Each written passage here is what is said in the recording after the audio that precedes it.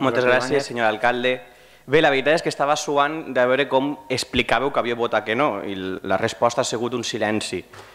Un silenci perquè és molt complicat poder dir que no. I li dic, senyora Serra, si vostè no vol fer política, vaig-se'n a casa, perquè si no, no sé a què ve ací. Jo vinc a fer política, no sé vostè què ve a fer. A fer política no ve, doncs aleshores millor anar-se'n a casa. Vostè haguera pogut dir, vostès feu partidisme, que no és el mateix que política.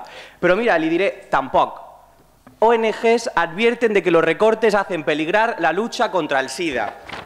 Y mira, la CESIDA, que és la Confederació Espanyola de Lluita contra el SIDA, diu que los recortes del gobierno de Rajoy nos han hecho retroceder 30 años. Això també és política, evidentment, denunciar que vostès retallen és política, perquè si no fem política ens la fan, i això és el que vostès volen, fer-nos política. I sap quina és la seva política? Retallar. Saps quina és la seva política? Deixar sense sanitat a gent.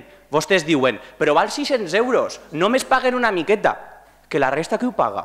Els diners cauen del cel? Evidentment que no.